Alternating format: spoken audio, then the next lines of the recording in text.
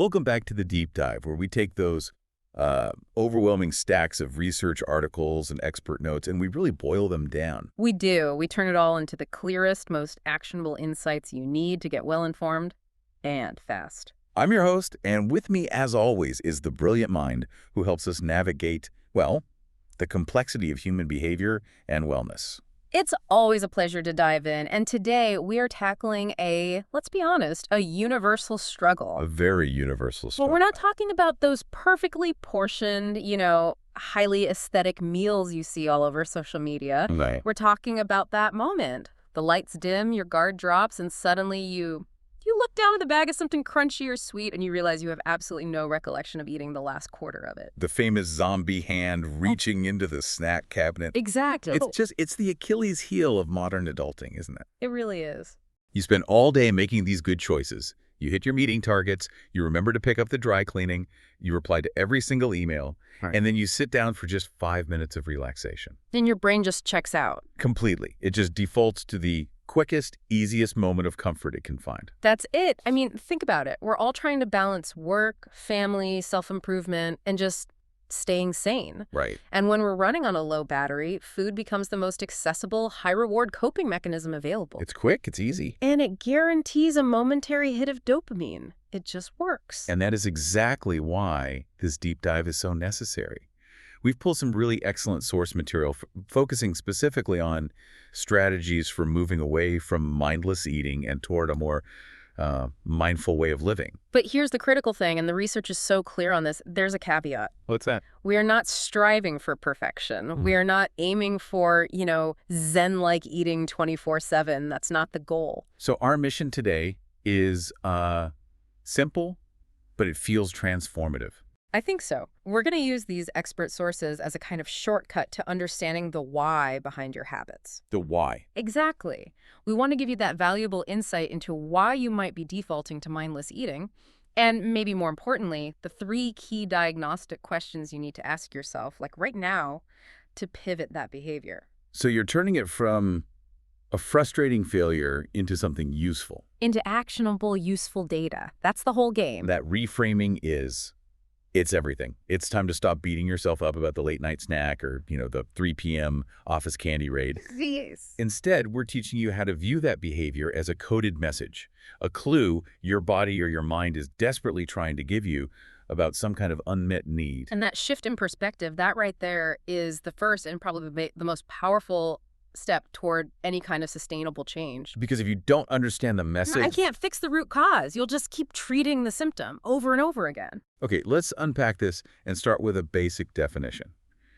We're talking about mindless eating here. What does that actually mean? Well, in simple terms, it's just eating without paying any real attention to your body's internal cues. Things like genuine hunger or feeling comfortably full. Right. Or even the external cues, like the taste, the texture, or just the overall satisfaction of the food. So you're distracted. You're totally distracted. You're working, driving, watching TV, doom scrolling. We've all been there. And the food is it's a secondary appendage to whatever the main activity is. And the sources we're looking at, they start with this huge dose of reality, which I think is so vital for you to hear. Yes. They really stress that being completely mindful and zen-like during every meal and snack is unrealistic. It's just not going to happen. It's not. We live in a noisy, distracting world. Yeah. Expecting perfect attention all the time just sets an impossible standard. Right. And that expectation of perfection is a dangerous trap, isn't it? Because when you inevitably slip up, because you are human... You feel like you've failed. And that feeling often leads to that what the heck spiral. Oh, the what the heck effect. Where you just give up entirely on your goals for the day or maybe even the week. That's the derailment. The expectation of flawless behavior actually derails the work toward a healthier relationship with food. It backfires. So we have to acknowledge that life is messy. It's busy, it's stressful, it's unpredictable. The sources point out that food is often sought either for genuine comfort or simply, and I love this phrase, to not use our minds for a few minutes. It's an inexpensive, readily available temporary mental break. That's all it is sometimes. So let's nail down that nuance for everyone listening. When is using food for comfort okay, and when does it cross the line into becoming, a detrimental habit? Well, the experts are pretty clear. They reassure us that using food as a coping strategy is totally okay from time to time. So if you've had a truly terrible day, Right. Grabbing a small treat and enjoying it mindfully as part of a, winding down ritual, that is perfectly normal human behavior. the problem only arises if it becomes your only coping strategy. Exactly. If the only tool in your emotional toolbox for dealing with stress or boredom or sadness is grabbing a sweet or salty fix, that's when we need to intervene and broaden the toolkit. Got it. So we're giving ourselves grace, but we're also equipping ourselves with information Yeah. and alternative tools. Precisely. Now, before we dive into the specific diagnostic questions, I do want to quickly mention that if you're looking for more clear, practical articles on fitness, nutrition, and overall wellness, The kind of stuff we're talking about right now. exactly, written by experts, just like the ones whose wisdom we're distilling today, check out bfit.ai. It's a fantastic free resource, and it aligns perfectly with our goal of making this kind of actionable knowledge accessible to you. And on that note of accessibility, let's transition into the actual diagnostic phase. Let's do it. This is the crucial step where we move from self-criticism to critical thinking. Yeah, agreed. So the standard response to recognizing you've been mindlessly eating is often guilt or self-judgment, that I shouldn't have done that or I failed. And we need to interrupt that pattern immediately. Now, Guilt is an utterly wasted emotional resource. It does nothing for you. We need to shift the focus 180 degrees from self-judgment to genuine curiosity. curiosity, I like that. Our goal now is digging into what your body and your mind may be trying to tell you. Mindless eating is not a moral failing. It is a clear, sometimes desperate indicator. So that reframing turns a negative behavior into positive data, which we can then actually analyze. Precisely. And the source material suggests that this data can help pinpoint underlying issues, which, they tend to fall into two main categories. Okay. They range from deep-seated stressors to work on in therapy, all the way to very basic nutrient gaps that may be missing in your diet. So it might not be some huge psychological trauma triggering your behavior. Right. It might just be that the salad you ate 5 hours ago lacks sufficient protein and fat. It can be that simple. So let's lay out the investigative framework for this. Our sources give us 3 key questions that you should ask yourself to start this process. 3 simple questions. We'll look at question 1 for, let's say, foundation and fuel. Okay. Question 2 for your emotional bandwidth. And question 3 for timing and environment. That's a great way to put it. Let's start with the foundation. Question 1. Am I eating regularly? This seems deceptively basic. It is, but it is the area where most people skip the step that would prevent all the subsequent failures. We're talking about establishing a routine here, not just for your calendar, but for steady energy and regulation within your actual physical body. This is so critical because our bodies are systems built on predictability. Right. And our brains function optimally when they get consistent, steady fuel. So regular meals and snacks are essential for maintaining steady energy levels, proper blood sugar regulation, and stable appetite regulation. I like the analogy of a vintage car. If you let the fuel tank hit empty, you don't just put in a tiny sip of gas. Yeah. You panic. Yeah. And you put in the cheapest, quickest fuel you can find. That's a perfect analogy. We need to add fuel consistently to keep a steady, moderate operating temperature in our bodies. And when you skip meals, or your meals are fundamentally unbalanced, you hit that physiological tipping point that I need energy right now moment. And your body is demanding immediate gratification. Right. And it just overrides all the slower, higher effort decision-making processes. Leading you to grab whatever is fast, easy, and usually loaded with simple sugars or saturated fats. That's the basic mechanism. So if you find that you're mindlessly eating because you're genuinely hungry, because of skipped meals or meals missing key nutrients, what's the fix? The sources offer a primary tactical fix, and it's simple. Try not to go any longer than 3-4 hours without eating. Okay, why that specific window, 3 to 4 hours? Can you explain the biological mechanism in a bit more detail? Absolutely. That 3 to 4 hour window is often the sweet spot for maintaining a stable blood sugar curve. When we eat, glucose enters our bloodstream, and the pancreas releases insulin to usher that glucose into our cells for energy. If we wait too long, our blood sugar drops too low. And that sends an alarm signal to the brain. It signals to our brain, specifically the hypothalamus, that we are in an emergency state. And that emergency state is the hangry moment we all dread. Exactly. The dreaded hangry moment. When your blood sugar drops too low, stress hormones like cortisol and adrenaline increase to force the liver to release its stored glucose. It's a survival mechanism. But in that state of physiological panic. Your prefrontal cortex, the part of the brain responsible for rational decision-making, it basically shuts down. So you stop looking for something satisfying and nourishing. And you start looking for something fast to raise that sugar immediately. Anything will do. So by eating regularly within that 3-4 hour window, you are essentially preventing the brain from ever entering that panicked, irrational fight or flight state where good decision-making just goes out the window. Precisely. You approach the next eating occasion calmly. You shift from a desperate emotional grab to a conscious, mindful choice. That's the goal. But as you noted, it's not just about timing, it's critically about what you eat during those times. Right. Our sources emphasize that to promote true satiety and deep satisfaction in your meals, you need the legendary power trio. Okay, let's spend some real time on this power trio, because this is where I think the real depth of the insight lies. Yep. We need protein, fiber, and fat. The PFF. Yes. And if any one of these is missing, particularly from your main meals, you are, by definition, setting yourself up for mindless snacking later. 100%. Let's break down the role of each using the physiological data the sources draw from. Great. Let's start with protein. We all know it builds muscle, but what is its immediate role in making you feel full? Protein is the most satiating macronutrient for a few reasons. Firstly, its sheer complexity means it takes significantly longer for the stomach to break down compared to, say, carbohydrates or even fat. So it just physically stays there longer. Correct. It does. This prolonged gastric emptying signals fullness to the brain over a sustained period. Secondly, and this is where it gets really fascinating scientifically, Okay.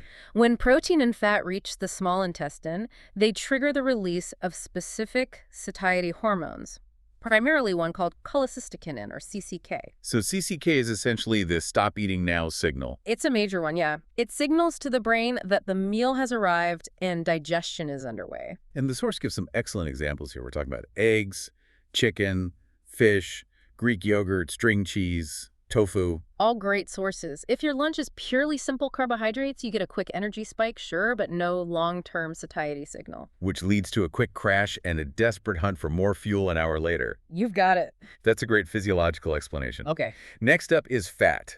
Decades ago, fat was the villain, but now we know it's absolutely essential. It's essential, and let's be honest, it's delicious. True. Fat plays these dual critical roles. On the one hand, it adds flavor, which is crucial for psychological satisfaction. I never thought of that.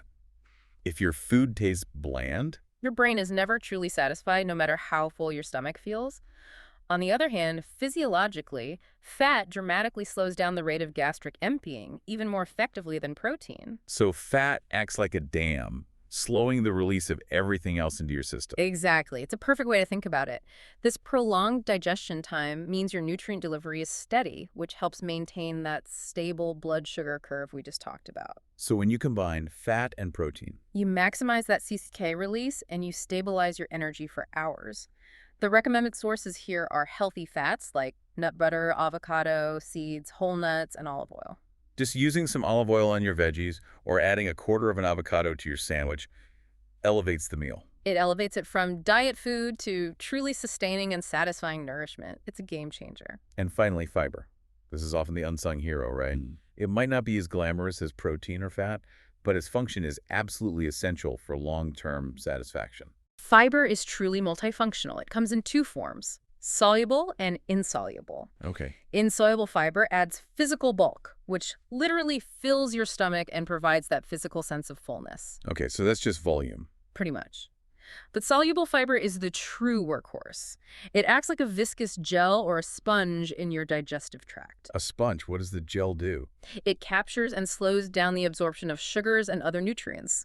This ensures that even if you ate a relatively high-sugar item, like a piece of fruit, the presence of fiber dampens the speed of the absorption. So it prevents a rapid blood sugar spike and then the subsequent crash? Exactly.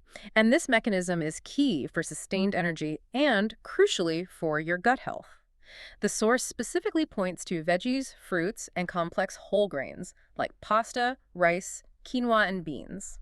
I want to emphasize that point on whole grains and beans. Mhm. So many people cut those out when they are trying to restrict calories. And they are throwing the baby out with the bathwater. Right, they're losing the critical fiber and complex carbs that actually promote satiety. Precisely. If you eliminate whole grains, you drastically reduce your fiber intake, which means your digestive system is less regulated, and you lose that sponge effect that keeps your energy steady. So the actionable tip here for you, listening, is simple, but it's often ignored. It is. Proactively plan your meals by actively pairing items from those three columns: protein, fiber, and fat. Don't just eat a single element in isolation. That pairing is your preemptive maintenance system against mindless eating. I love that. A preemptive maintenance system, that's exactly what it is. That makes incredible sense. It turns nutrition from a kind of punitive restriction into a strategic fueling exercise. Exactly. Now let's move on to the second diagnostic question. This one shifts away from the physical fueling and into the emotional landscape. Yes. This is where we look beyond the plate. Question 2. How am I managing stress? And this is the heavy hitter, because it brings us back to that reality we discussed earlier. Food is a coping strategy when you're stressed, and when we understand the biology of stress, we see exactly why this happens. Okay, can you elaborate on that biological link between stress and craving high-density foods? That's where it gets really interesting for me. It's fascinating. When you experience chronic stress, not just an acute threat, but daily pressure from work or family or finances, your body releases cortisol. The stress hormone. Right. And cortisol's original purpose in the fight or flight response was to make sure you had enough energy to, Run from the tiger. to run from the tiger. It signals to your body that a crisis is underway and you need immediate fuel. So in that moment, the body believes it needs high-octane fuel to survive. That's right. And what is high-octane fuel for the body? Sugar and fat.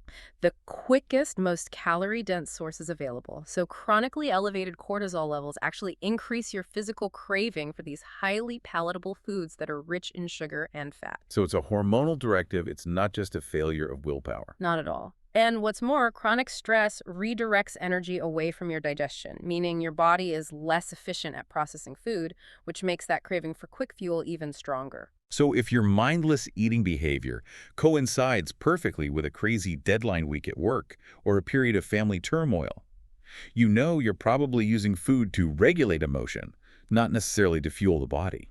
And the goal here is just to acknowledge that underlying emotional current. That's the key distinction then. It is. If you recognize this pattern, the source material argues that the solution lies not in fighting the craving itself, but in developing additional coping strategies. You're not trying to eliminate the food comfort response entirely, which feels unrealistic. It is unrealistic. The goal is to ensure it isn't your only option when that emotional pressure mounts. We need to diversify the emotional toolkit. I like that metaphor. If you only have a hammer, every problem looks like a nail. Exactly. We need a wrench, a screwdriver, and maybe, a tiny rake. We do. But practically speaking, for someone who is in the grip of stress, how do they even start experimenting with these alternatives? Well, the sources provide a wonderful, detailed list of alternative stress coping mechanisms, and they emphasize that self-care is a really wide-ranging field that requires some experimentation. Right. We can kind of categorize them into cognitive and physical strategies. Okay, let's start with the cognitive strategies. Cognitive strategies are all about processing and externalizing that internal turmoil. So the sources suggest things like journaling, starting therapy, or just calling a friend. Yeah, okay. Journaling, for instance, provides a cognitive release valve. It forces you to process the stressor, either verbally or written, and turn those chaotic feelings into some kind of narrative. It's a deliberate interruption of the emotional cycle. It is. And likewise, calling a friend or going to therapy provides that vital social support and dialogue, which is a much healthier form of processing difficult emotions than, say, isolation and eating. I've heard so many people say that just articulating the problem out loud reduces its power. It absolutely does. You're not trying to soothe the stressor away with sugar. Yeah. You are confronting it with words. Precisely. Now, the physical strategies like meditating, yoga, or going for a walk, they work by directly counter-signaling the stress response. Counter-signaling. What do you mean by that? Well, when cortisol is high, your body is tense. It's braced for danger. Movement, especially restorative movement like yoga or even just a brisk walk, changes your physical state. Okay, so how does that physical activity act as a direct countersignal to the stress hormones? When stress hits, Our sympathetic nervous system, think of it as the gas pedal is floored. Right. Activities like deep breathing during meditation or the rhythmic movement of walking, they stimulate the vagus nerve. The vagus nerve. Yeah, it runs through the torso, and it's the primary component of the parasympathetic nervous system, which is the brake pedal. So stimulating that nerve is like literally hitting the brakes on the stress response. You're hitting the brakes, it directly lowers your heart rate, decreases your blood pressure, and it promotes digestion. It tells your body the danger has passed. So if you feel the urge to stress eat, the simple act of walking out the door for 10 minutes is literally telling your brain, via your own nervous system, that the emergency is over. It's a huge pattern interrupt. It breaks the physical proximity to the food you're about to mindlessly consume, and it changes your neurochemistry at the same time. So the sources reinforce this message of customization. They do. Yeah. Everybody is different in what helps them de-stress, so experiment here and spend time taking care of yourself. You might find that meditating makes you too restless. But listening to a heavy metal album while you clean the garage completely resets your brain. That's okay. That's totally okay. Find what works for you and catalog it. Make a list of your alternative coping mechanisms. So the ultimate takeaway for question 2 is, if you've identified that your mindless eating is happening mainly when you are stressed, stop spending all your energy fighting the food behavior itself, and start investing that time and energy into developing a minimum of, say, 3 reliable, non-food-related coping strategies that either stimulate that vagus nerve or externalize the turmoil. That is the path to long-term, sustainable change. Now let's transition smoothly into our third and final diagnostic question, which brings us back to timing and environment. Okay. This is where we look for specific, repeatable behavioral triggers that have become these deeply ingrained habits. And this is often the easiest type of mindless eating to fix because the pattern is so predictable. Question 3. When am I mindlessly eating? This is all about looking for those temporal patterns. Exactly. If the behavior happens around the same time each day, the source suggests that switching up the schedule or habits could be helpful. So we're talking about environmental control and breaking the association between a specific activity and a snack. We are. And the sources identify 2 major traps that snare nearly everyone. I think I can guess them. The first is the notorious 3 p.m. slump at work. And the second is when you settle in for your favorite evening shows. Ah, yes. These are highly scheduled, predictable moments when the brain is just looking for a default activity. That's right. Let's start with the afternoon slump, because that 3 p.m. time slot is lethal. It is. You're done with lunch, you're trying to wrap up your day, motivation is flagging, and suddenly the brain starts firing all the signals for quick, easy energy to push through to 5 o'clock. And the expert analysis here suggests that the afternoon slump often occurs because the body is genuinely, physiologically hungry for a snack between lunch and dinner. So it's not necessarily emotional distress. No, it's likely physiological hunger catching up with you because maybe lunch was rushed, or going back to question 1, it was lower in those sustaining nutrients. Your PFF was off. Your blood sugar is dipping, and your body is running on fumes. It is. So the fix isn't just willpower, it's a strategic preemptive intervention. You've got to get ahead of it. Because if you wait until 3:30 p.m. and that hunger has become desperate, you will grab the quick high-sugar snack from the vending machine. Every time. The fix is to add a strategic snack that is rich in protein and fiber around 2:30 p.m. You have to intercept the hunger before it turns into desperation. And this strategic snack must adhere to the PFF rule. It has to. You need the satisfying protein to hold you over, and you need the sustained energy from fiber. And the source gives us some specific, really excellent pairings for They're this. so good. They suggest an apple with string cheese or whole grain crackers with peanut butter. Why are these simple combinations so powerfully effective in this scenario? They are perfectly engineered for sustained energy. An apple provides natural fruit sugars for a quick cognitive lift, but its high soluble fiber content means that energy is released slowly. The sponge effect again. The sponge effect, and you pair that with string cheese, which is pure protein and fat, and the entire package hits all 3 satiety signals. So you get the quick energy needed to wake up the brain. But the protein and fat ensure you don't burn out quickly and crash 20 minutes later, demanding more sugar. And the same logic for the whole grain crackers and peanut butter. Exactly. The crackers are your fiber, the peanut butter is your protein and fat. It works. So the goal is to make a mindful choice at 2:30 p.m. to proactively provide your body with exactly what it needs, thereby preventing the subsequent reactive mindless grazing on less satisfying, high-sugar office snacks. You're intercepting the hunger before it becomes so acute that your brain defaults back into survival mode. It's a combination of environmental control and nutrient timing. Now let's tackle the other major hurdle, which is where I think a lot of us really struggle the most. The evening mindless eating trap. Oh, this one is tough. This happens when you get home, you change into your comfort clothes, you drop onto the couch, and you turn on the TV. And the brain says, relaxation ritual initiated. Must include crunchy substance. It's a complex trap because it's usually a combination of physiological fatigue and emotional exhaustion. Your guard is completely down. And you've paired a habitual comfort activity watching TV with a habitual comfort food. For years. However, this is where the source material offers that truly crucial, counterintuitive insight that often gets overlooked in dieting advice. Lay it on us. What is the nutrient gap revelation concerning this evening trap? It focuses entirely on your dinner composition.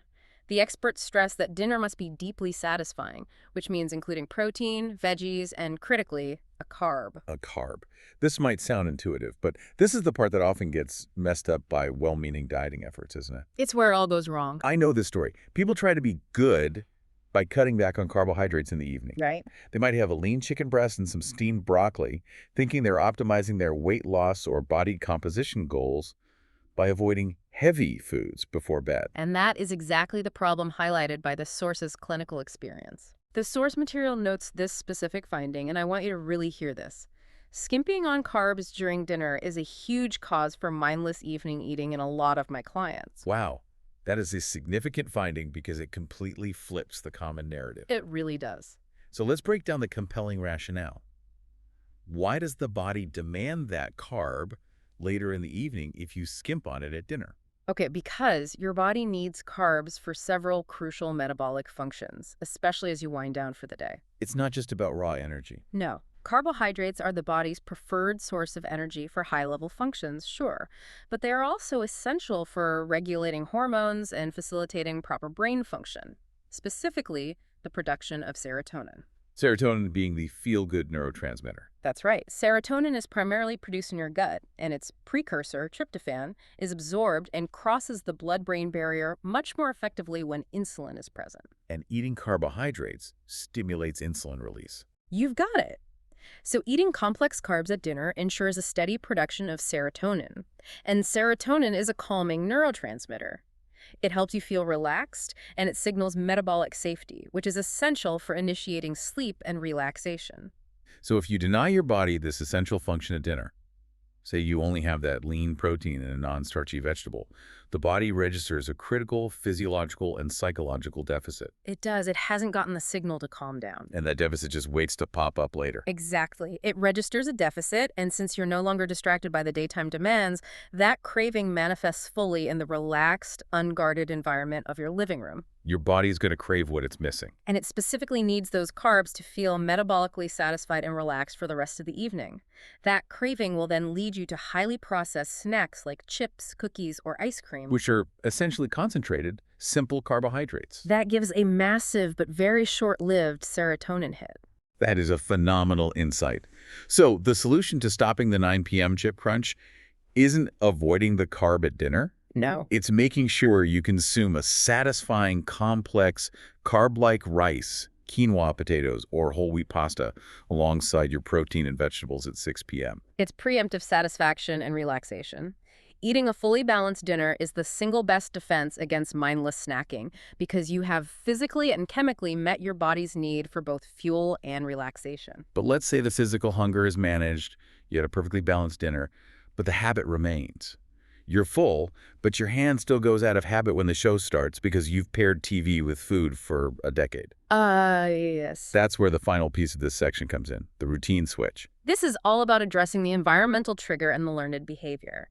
The problem isn't just the food anymore. It's the powerful automatic association between the couch, the TV, and the comfort activity of eating. So we need to physically interrupt that learned routine. We have to. The sources suggest switching your evening activity to something engaging and non-food focused. Reading a book, playing a game, or trying a restorative yoga class. But what makes these effective beyond just occupying your hands? There has to be more to it. The effectiveness comes from replacing the function of the eating behavior with an alternative behavior that serves the same purpose, but better. Okay, what do you mean by the function? Mindless eating during TV time typically serves two functions: distraction from the day's worries and passive comfort. So, if the food was providing distraction and comfort, what does knitting provide? Knitting, reading a gripping novel, or even playing a game on your phone provides distraction and cognitive engagement. Critically, these activities physically occupy your hands and your immediate focus. You literally can't eat while you're doing them. You can't. You are substituting one form of gratification, that low-level, habit-driven eating, for another, more engaging form of mental relief. And the restorative yoga class. That must appeal to the relaxation function. Absolutely. If the mindless eating was trying to provide emotional relaxation that your dinner carbs didn't quite cover, yoga or light stretching provides physical and mental relaxation. Ah, so you're stimulating that parasympathetic nervous system we talked about earlier. Exactly. You're actively processing the day's tension through movement and breath instead of trying to suppress it with food. And the key here is to try the change for long enough that the new habit actually sticks, right? Yeah. It won't feel natural for the first few nights. Not at all. The brain has built a strong neural pathway. Couch plus TV will snack. You are now forging a new, competing pathway. Couch plus TV, knitting or reading or stretching. It requires commitment. It does, but once that new pathway is reinforced, the urge to graze significantly diminishes. This has been incredibly detailed, covering everything from blood sugar dynamics and satiety hormones to cortisol responses and habit breaking. So, as we wrap up this deep dive, let's synthesize the biggest, most actionable takeaways for you. The bottom line, which the sources stress repeatedly, is that we need to end the cycle of self-criticism. That's the first step. It is. Instead, view mindless eating as precious data. We can always learn from our behaviors. If you can adopt that mindset, that every moment of mindless eating is just a signal, you take away its emotional power and you turn it into a solvable equation. It turns failure into objective feedback. Yeah. That is the core shift. And that feedback, that mindless eating, is a dual signal. It is either pointing to a need for better nourishment throughout the day, Meaning you need more satisfying foods with those proper protein, fiber, and fat combinations, and more regular timing. right, or it's pointing to a severe need to focus on stress management and healthy emotional coping. It is almost always one of the two, or sometimes both. And the overarching wisdom here, which applies to so many areas of our fast-paced lives, is that we just need to take a deliberate step back and slow down. Absolutely. The final conclusion from the source material rings so profoundly true. Slowing down and taking better care of yourself is usually a good idea, and mindless eating may be a clue you need to do just that. So we often eat mindlessly because we are living mindlessly in some critical area of our life. We are too busy, too stressed, too rushed to even notice what we truly need. It's a physical manifestation of a lack of presence and self-care. It is. And before we sign off, I want to leave you, our listener, with a final provocative thought to chew on that builds on this idea of replacing function. Okay. We've discussed replacing the activity of eating, but to make that successful, you have to understand the emotional role. So when you analyze the function of that habit, ask yourself, are you looking for A, an energy boost, B, emotional suppression, or C, a mental distraction? That's a powerful framework. You need to match the function of the food to a non-food activity that provides the exact same result. Yes. So if you could replace your most frequent mindless snack, the one you reach for out of habit or comfort, with one non-food activity that provides that same level of comfort or distraction, what would that single, reliable activity be? Think about that emotional role. Find the healthiest, most sustainable replacement that fits that specific function. That's the next step on this journey of turning deep insight into sustainable habits. This has been a deeply insightful look into a universal struggle, offering tactical fixes that are rooted in physiology. Thank you for joining us for this deep dive into understanding and managing mindless eating. We really hope these 3 questions: am I eating regularly? How am I managing stress? And when am I mindlessly eating? Give you a great starting point. A starting point for making positive changes today. Take care of yourselves. Remember the power of protein, fiber, and fat, and focus on being kind to yourself as you experiment with new strategies. We'll catch you on the next deep dive. See you next time.